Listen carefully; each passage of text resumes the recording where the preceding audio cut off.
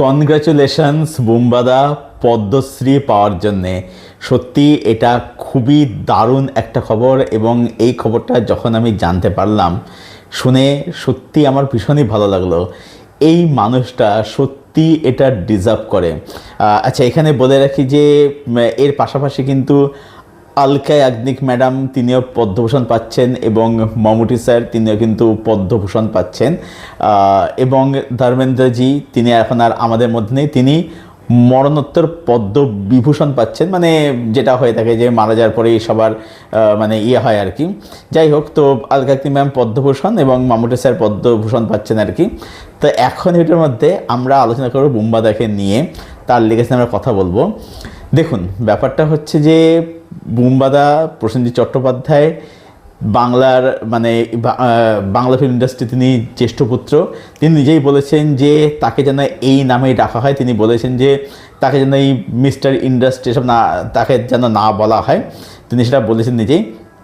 যাই হোক, তো তিনি বাংলা সিনেমার জ্যেষ্ঠ পুত্র, তো তার যে অবদান, তার যে লেগাসি সেটা সত্যি মানে অনস্বীকার্য।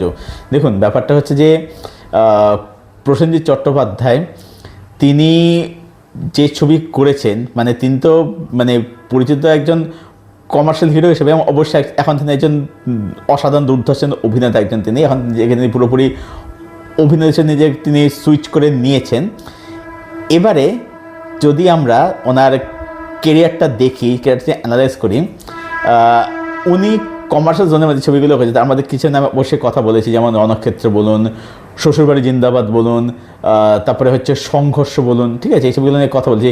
পুরুষোত্তম খুবই ভালো একটা মেন স্ট্রিম ছবি আর কি, যেটা আমার মধ্যে পুরুষোত্তম যথেষ্ট একটা অ্যাডাম সিনেমা ছিল আর কি, ছবিটা আর কি খুব রিয়েলিস্টিক একটা অ্যাপ্রোচ ছিল, মেন স্ট্রিমের মধ্যে রিয়েলিস্টিক একটা সাটেল অ্যাপ্রোচ ছিল ছবিটার মধ্যে আর কি।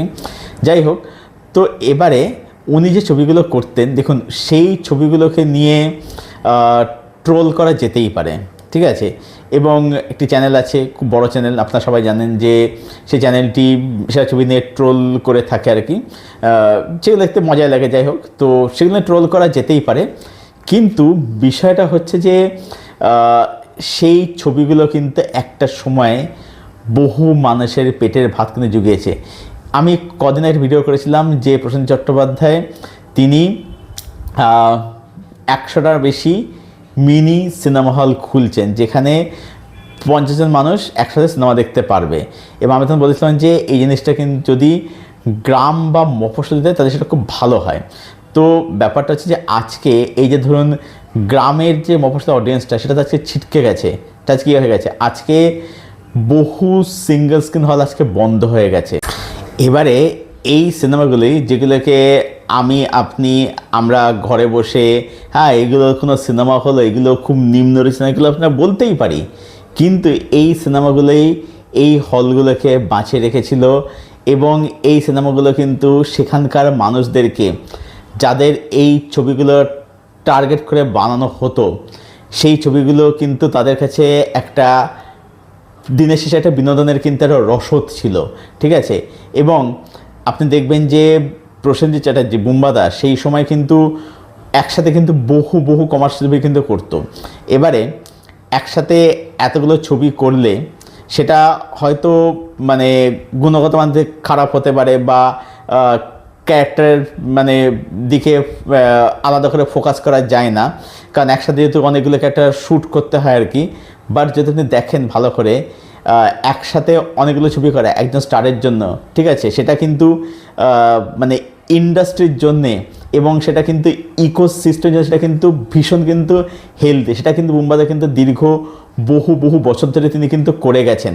এবং শুধু তাই নয়, এই যে যেটা বলা হয় যে প্রসেনজিৎ চ্যাটার্জি তিনি দীর্ঘ বহু বছর ধরে তিনি ইন্ডাস্ট্রিকে একার কাঁধে টেনে নিয়ে বেরিয়েছেন, এটা 200% সত্যি। তার কারণ হচ্ছে, যদি আপনি খুব ভালো করে দেখেন, বুম্বাদার সমসাময়িক কারা ছিলেন?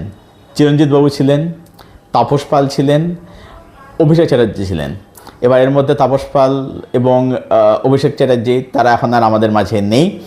এবার যদি দেখেন ভালো করে, দেখুন হিরো হতে গেলে কিন্তু একটা বেসিক একটা মানে ফিটনেসের একটা লুকসের কিন্তু প্রয়োজন হয়। যদি ভালো করে দেখেন, তাপস পালের একটা সময় তার চেহারা কিন্তু ভারী হয়ে গেছিলো, তার চেহারা কিন্তু খারাপ হয়ে গেছিলো, তার সেই হিরোশিলার ব্যাপারটা তার মধ্যে কিন্তু ছিল না একদমই, ঠিক আছে। মানে ধরুন আমি এক্সাম্পল দিয়ে বলছি, ধরুন দাদার কীর্তি বলুন বা গুরুদক্ষিণা বলুন বা মঙ্গলদ্বীপ বলুন বা হচ্ছে পারাবত প্রিয়া, অনুরাগের ছ কুড়িতে কিনলাম, এই টাইমে তাপস পালের যেরকম চেহারা ছিল, কিন্তু তার পরবর্তী আপনি যখন মেজে বউ যখন দেখছেন বা যখন আপনি সংকর্ষ দেখছেন, তার তখন চেহারা দেখুন কীরকম হয়ে গেছে তখন আর কি। তো তার সেই জায়গায় ছিল না। আচ্ছা, চিরঞ্জিত বাবু আরেকটু আগের দিককার ছিলেন, কারণ তিনি কিন্তু সত্যি তিনি কিন্তু অ্যাসিস্ট্যান্ট ছিলেন, হ্যাঁ সত্যি কিন্তু অ্যাসিস্ট করেছেন আর কি, তার সঙ্গে কাজও করেছেন আর কি। তো এবার চিরঞ্জিত বাবুর চেহারাটা না, ওটা ঠিক মানে একটা কমার্শিয়াল হিরোর মতো চেহারা ছিল। চিরঞ্জিত বাবুর চেহারা ছিল অনেকটা হচ্ছে মানে চিরঞ্জিত বাবু আমার যেটা মনে হচ্ছে বরাবর ওনাকে দেখে আর কি, যে ওনাকে না ক্যারেক্টার কিন্তু বেশি ভালো আসতো আর কি, এটা আমার যেটা মনে হলো চেহারা দেখে আর কি। আর অভিষেক চ্যাটার্জি, ওনার চেহারা ছিল যে পুরো হচ্ছে একদম ধরুন হিরোর বন্ধু, ভাই, এই ধরনের চেহারা ওনার চেহারা ছিল আর কি। এবং আপনি দেখবেন যে উনি কিন্তু ঠিক ওরকমের রোল কিন্তু করতেন, কিন্তু প্রসেনজিতের চেহারা ছিল হচ্ছে একদম প্রপার হিরোদের মতো, ঠিক আছে। তার লুকস, তার প্রেজেন্স ছিল প্রপার হিরোদের মতো ছিল। এবং আপনি দেখবেন একটা জিনিস, যে প্রসেনজিতের যে এই যে আজকে এত বয়স হয়েছে, ভদ্রলোকের 60-এর উপরে বয়স, কিন্তু আপনি দেখে বলবেন তার এত বয়স হয়েছে। আমার এখনও মনে আছে নন্দনে হাওয়া দেখতে গেছিলাম, মানে বাংলাদেশ টিভি হাওয়া আর কি।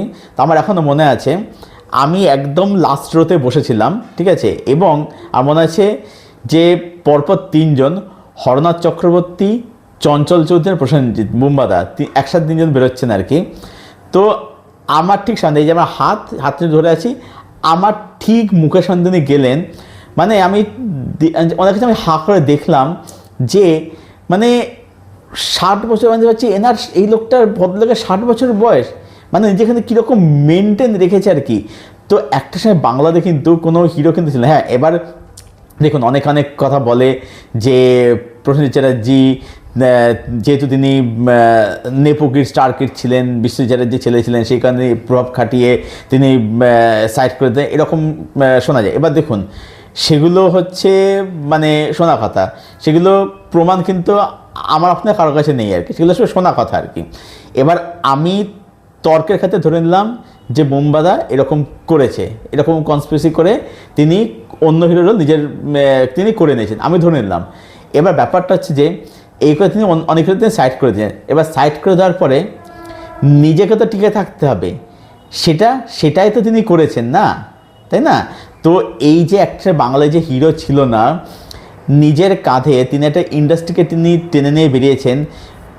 At the same time at a time তিনি প্রচুর ছবি তিনি করতেন, যেটা আমি বললাম যে সেটা কিন্তু মানে ইকোসিস্টেমের জন্য সেটা কিন্তু ভীষণ হেলদি, ঠিক আছে।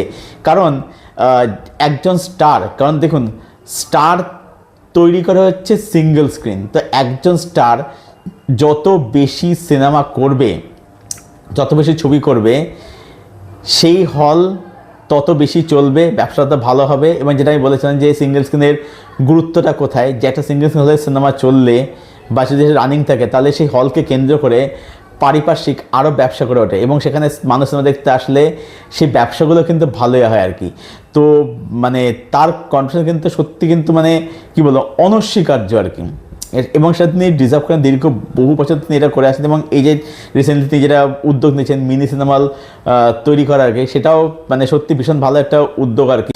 আরও একটা বিষয় বলবো এখানে, যে বুম্বাদা কী করতেন, তিনি যেরকম প্রচুর কমার্শিয়াল ছবিও করতেন, পাশাপাশি তিনি কিন্তু মানে একই সাথে যেটাকে আমরা আর্ট ফিল্ম বলতে, যেটাকে আমরা প্যারালাল ছবি বলতে থাকি, তিনি কিন্তু সেরকম ছবিও কিন্তু করতেন। যেমন ধরুন তিনি ঋতুপর্ণ ঘোষের সাথে একটা ধরুন 19 এপ্রিল একটা করছেন, বা ধরুন একটা চোখের বালি করছেন, বা ধরুন একটা খেলার মতো একটা ছবি করছেন, ঠিক আছে, বা একটা সব চরিত্র কাল্পনিক করছেন, বা আরও অল্প যে দিকে তিনি একটা আতঙ্ক ছবিতে একটা চরিত্রে তিনি অভিনয় করছেন আর কি, ঠিক আছে, বা একটা স্বপ্ন দিন করছেন, ঠিক আছে, বা একটা শঙ্খচিল করছেন।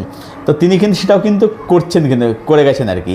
মানে এই যে মেন স্ট্রিম বা প্যারালাল ধরনের ছবির মধ্যে এই যে একটা ব্যালেন্স, একটা গ্রাফ যে মেনটেন করে যাওয়া, সেটা কিন্তু করে গেছেন। এই প্র্যাকটিস আমাদের কিন্তু বহুদিন থেকে কিন্তু ছিল। তো সত্যি তার মানে বর্ণময় কেরিয়ার। এবং তার অবদান সত্যি অনস্বীকার্য, এবং তিনি সত্যিটা ডিজার্ভ করেন আর কি। তো আমি তো খুব খুশি মুম্বাদেরই পদ্মশ্রী পাওয়াকে কেন্দ্র করে। তো ওনাকে আবারও কনগ্রেচুলেশন সিনেগানি চ্যানেলের পক্ষ থেকে। তো এই ছিল আমার পুরো বক্তব্য এই বিষয়টাকে কেন্দ্র করে।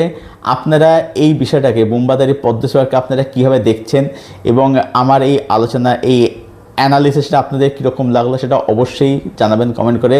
আপনাদের কমেন্টের উত্তর অবশ্যই দেবো কমেন্টে। আপনার সঙ্গে আলোচনা করতে আমিও অধীর আগ্রহে অপেক্ষা করে রইলাম।